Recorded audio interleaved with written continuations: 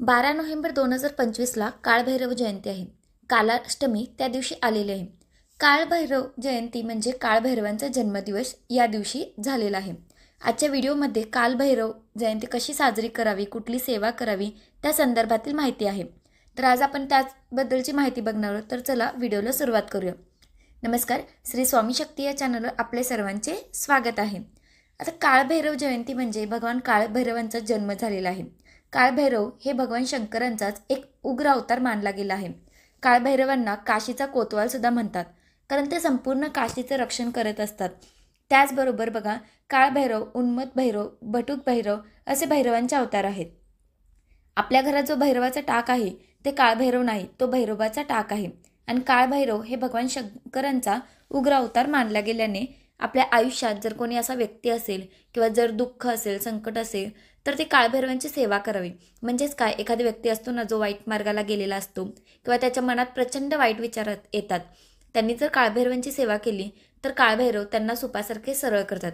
म्हणजेच काय, त्यांच्या आयुष्यात जर काही अडचणी असेल, आता थोडक्यात सांगायला गेलं तर बघा, काळ आणि भैरव, भय आणि रव या दोन शब्दांपासून भैरव हे नाव पडलं आहे. भय म्हणजे आपल्या आयुष्यातील काही भीती आहे, एखाद्या वाईट बाधा आहे, संकट आहे, त्याला कोणीतरी करणी केली असेल किंवा त्याच्या मनात प्रचंड वाईट विचार येतात. आता असं म्हणायला गेलं तर बऱ्याच काही पुरुष आहेत ज्यांचं बाहेर काहीतरी प्रकरण चालू आहे, किंवा बऱ्याच अशा काही महिला आहेत त्यांचं मन बाहेर लागतं किंवा त्यांच्या मनात बाहेरच्या व्यक्तींबद्दल असे काही वाईट विचार येतात. जर असं असेल तर त्यांच्या घरातल्यांनी किंवा त्यांनी सुद्धा आपल्या मनावर कधी कधी ताबा राहत नाही. आपलं मन इतकं भरकटत असतं की त्याच्यामुळे वाईट विचार येतात आणि ते इतके वाईट असतात. पण जर तुम्ही कालभैरवांची सेवा केली आणि कालभैरवाष्टक जर पठण केलं ना, तर त्यांच्या आयुष्यात किंवा त्यांच्या मनात जे काही वाईट विचार येत असेल तर ते कमी होतात. कारण कालभैरव हे शिस्तीचे देवता आहेत. कालभैरव हे प्रामाणिकपणा देवता आहे. तुम्हाला शिस्त लावण्याचं काम हे कालभैरव करत असतात. मग तुमचे आचार विचार, तुमची वागणूक या सगळ्यात गोष्टी फक्त कालभैरवाष्टक पठण केल्याने सुद्धा कमी होतात. आता आपल्याला कालभैरव जयंती कशी साजरी करावी त्या पद्धतीने मी तुम्हाला सांगते बघा. उद्या दुपारी म्हणजे बुधवारी 12 वाजता दुपारी बरोबर बघा, 12 तारखेला दुपारी 12 वाजता शार्प कालभैरवांचा जन्म झालेला आहे.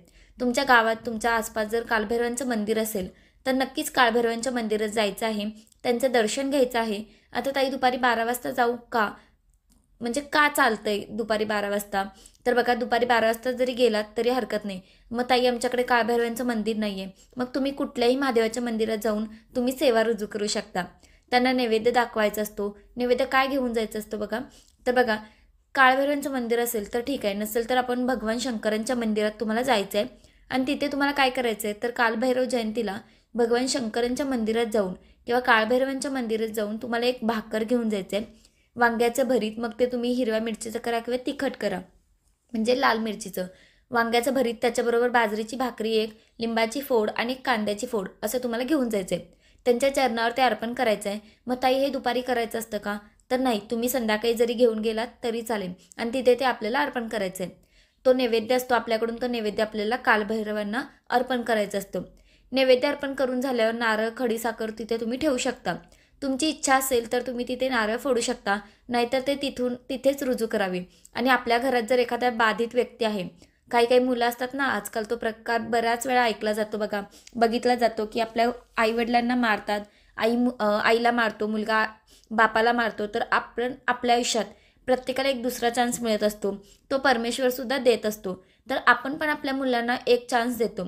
पण काही काही मुलांचं असं असतं ना की काही केलं तरी तो ऐकत नाही. मुलांना रातोरात श्रीमंत व्हायचं असतं, मग ते कुठल्या तरी स्कीममध्ये पैसे बुडवतात.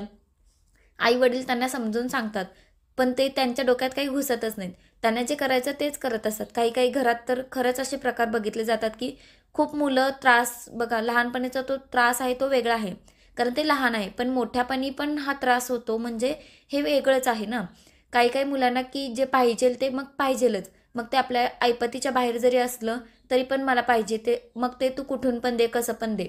पण असा जो प्रकार तुमच्या जर घरात घडत असेल किंवा मुलं प्रचंड त्रास देत आहेत किंवा मुलगीसुद्धा अगदी बाहेरच्या नादाला लागली आहे, आम्ही तिला सांगतो की बाबा ही बाई तू त्या पोराशी लग्न नको करू, पण ते ऐकतच नाही.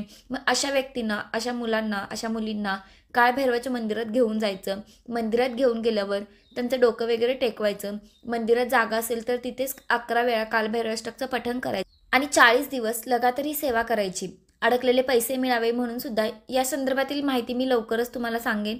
पण जर तुमची मुलं काही मुलं मुली असं जे काही विचित्रपणा घरात करत असतील, आई-वडिलांना नको नको करून सोडलेलं आहे, त्यांच्यासाठी त्यांनी काळभैरवाच्या मंदिरात घेऊन जा. नारळ, खडीसाखर अर्पण करा. मग ते काही मागू नये. आई-वडिलांपैकी कोणीतरी जाऊन त्यांच्यासाठी प्रार्थना करा. काळभैरवांना विनंती करा की माझ्या मुलीमध्ये, माझ्या मुलामध्ये जो काही वाईट गुण आहे, जो काही त्रास देत आहे, तर तो कमी होऊ दे. आणि त्यांनी आई-वडिलांनी करू का? तर बघा, ही सेवा त्या मुलांनीच करायची आहे. तर त्यांना नीट व्हायचं आहे, तर त्यांनीच करायचं आहे. त्यांनी रोज 11 वेळा कालभैरवाष्टकचं पठण करायचं आहे. सुरुवातीला पहिल्याच दिवशी जर तुम्ही मंदिरात जाऊन करणार असेल, तर तुम्ही अर्थात मंदिरात जाऊन ही सेवा करावी. 11 वेळा कालभैरवाष्टकचं पठण करावं आणि रोज तुम्हाला मग आपल्या घरात 11 वेळा कालभैरवाष्टकची सेवा करायची आहे. पहिल्या दिवशी मंदिरात जाऊन करायचे. मग समजा मासिक धर्म असेल, सुतक विटाळ असेल, तर अर्थात आपल्याला ती सेवा करता येणार नाही. पण आवर्जून जर तुमच्या घरात असे काही विघ्न संतोषी लोक असेल, तर त्यांच्यासाठी सेवा आवर्जून तुम्ही करावी. आणि सगळं चांगलं असेल, सगळं काही आमच्या घरात आहे, काय म्हणजे असं काही नाही आहे की विचित्रपणा नाही आहे किंवा विघ्न संतोषी लोक नाही आहेत, तरीसुद्धा तुम्ही कृतज्ञता व्यक्त करण्यासाठी काळभैरवांची सेवा करायची असते. जर तुमच्या घरात जर कोणी भैरवचंडीची सेवा केली असेल, गुरुपीठवर आपल्याला जाऊन देते ती सेवा केली जाते. जर तुमच्याकडून घडली असेल तर तुम्ही खूप भाग्यवान आहात. भैरवचंडीची इतकी उच्च कोटीची सेवा आहे आणि या कालावधीत जर तुमच्या मंदिराच्या आसपास केंद्रात जर कुठे असेल, तर आवर्जून त्या सेवेला तुम्ही उपस्थित दाखवा. कारण आपल्या गुरुपीठावर सुद्धा ही नेहमी सेवा होत असते. जर नसेल केली जात किंवा नसेल कोणी जात, तर आवर्जून त्या सेवेला हजेरी लावा. त्याच्याचबरोबर तुम्ही दर कालाष्टमीला आपल्या घरात कालभैरवाष्टकचं पठण केलं पाहिजे किंवा रोज दिवाबत्ती झाल्यावर संध्याकाळी कालभैरवाष्टक सगळ्यांना माहिती आहे. बघा काय आहे ते तुम्हाला सांगते. ओम देवराज सेवे मान पावनादी पंकजम व्यालेज्ञ सूत्रबिंदू शेखरम कृपाक्रम. हे इतकं सुंदर आहे कालभैरवाष्टकम. तर ऐकायला पण सुंदर आहे आणि बोलायला पण तेवढंच छान आहे. तर दररोज संध्याकाळी तुम्ही एकदा तरी आपल्या घरात कालभैरवाष्टक म्हणावं. नाही जमत तर तुम्ही संध्याकाळी म्हणू शकता, सकाळी म्हणू शकता. अगदी तुम्हाला जमत नसेल तर यूट्यूबला सुद्धा तुम्ही लावून देऊ शकता. आणि जर ते सुद्धा तुम्हाला जमत नसेल तर दर अमावस्येला पिवळी मोहरी हातात घेऊन कालभैरवाष्टक म्हणायचं आहे. आणि बघा, ही नेहमी सेवा सांगितली जाते. याचे अगणित प्रचंड असे फायदे आहेत. एखाद्या व्यक्तीपासून जर आपल्याला मानसिक त्रास होत असेल, मग समजा ताई आमचा नवरा वाईट मार्गाला लागलेला आहे किंवा वाईट मार्गाला गेलेला आहे, तर तो ही सेवा करू शकत नाही, आम्ही करू शकतो का? नक्कीच. बायकांची इच्छा असेल तर त्यांनी त्यांच्यासाठी सेवा करावी की ज्या काही अडचणी आहेत माझ्या आयुष्यात, संसारात ज्या काही विघ्न आहेत, तर ते दूर होऊ दे. म्हणून तुम्ही नक्कीच सेवा करू शकता. आता आमचे मुले नाही करणार, मग आम्ही करू का? खरं तर त्यांनीच ही सेवा करावी. पण आता तर जर ते ऐकणारच नाहीत, जर एवढे तुम्हाला त्रास देतात, तर ते काय सेवा करणार? तर आईनेच आपल्या मुलासाठी सेवा करू शकता. पण मी आधीच सांगते, ही सेवा त्यांनीच करावी. त्यांना एकदा म्हणायला लावा. एक दिवस एकदा म्हणतील, दुसऱ्या दिवशी 2दा म्हणतील किंवा त्यांना ऐकायला सांगा. तुम्हाला म्हणा की तू गाणं ऐकतोस त्या पद्धतीने कालभैरवाष्टकसुद्धा ऐक.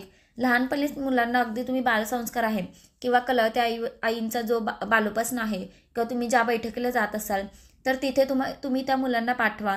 बालसंस्कार म्हणजे मुलांवर संस्कार हे लहानपणापासूनच असते. जसं घरातलं वातावरण असतं तसंच त्या पद्धतीने मुलं घडत असतात. प्रत्येक आईवडील पोराला चांगले संस्कार देतात. कुठले आईवडील मुलीला वाईट संस्कार देत नाहीत. जगाच्या पाठीवर पण आपलं वातावरण असं आहे की आजूबाजूचं की आपण आपल्या मुलाला किती पण सक्षम केलं, किती पण चांगलं केलं, तरी तो बाहेर जाऊन तो बिघडतो किंवा याची त्याची संगत गुण लागते. त्याच्यामुळे त्यांना बालसंस्कार आहे, बालोपासना आहे किंवा बैठक असेल, जिथे जिथे मुलांच्या छान छान पद्धतीने संस्कार त्यांना दिले जातात, त्या पद्धतीने काही पण हो, कसं पण हो, मुलांकडनं किती पण निगेटिव्हिटी आली समोरच्यांकडनं, पण आपला चांगुलपणा, आपले संस्कार एवढे स्ट्रॉंग असतात ना की त्याचा इम्पॅक्ट आपल्या मुलांवर होत नाही. म्हणून मुलांना लहानपणापासूनच तुम्ही कुठल्या पण मंदिरात जर बालोपासना होत असेल कळवत्या आईंचं, तर नक्कीच त्यांना मुलांना तिकडे पाठवत जा. केंद्रात बालसंस्कार होतात, तिकडे मंत्र स्तोत्र इतकं सुंदर शिकवलं जातं, तिकडे मुलांना पाठवत जा. एक टाईमपास म्हणून का होणार बाबा, जाऊन बस. लहानपणीच आपण ह्या गोष्टी करू शकतो. आता जे मोठे आहेत तर त्यांना यूट्यूबला त्यांनी लावलं तरी चालेल, त्यांनी ऐकावं. त्यांच्याकडनं जर होत नसेल तर त्यांना काहीच नाही करू शकत. तर मग त्यांना होत नसेल तर मग आईवडिलांनी केली तरी चालेल. तर हीच प्रार्थना आहे की कुठल्याच मुलाच्या बाबतीत अशा काही घटना घडू नये म्हणून खूप उच्च कोटीची सेवा आहे, जी मी लवकरच तुमच्यासोबत शेअर पण करेन. तर आजच्यासाठी इतकंच. झालेली सेवा मी महाराजांच्या चरणी रुजू करते आणि आजचा व्हिडिओ मी इथंच थांबवते. जर व्हिडिओ आवडला असेल तर व्हिडिओला लाईक करा, शेअर करा. चॅनलवर नवीन असाल तर चॅनलला सबस्क्राईब करा. तोपर्यंत श्री स्वामी समर्थ.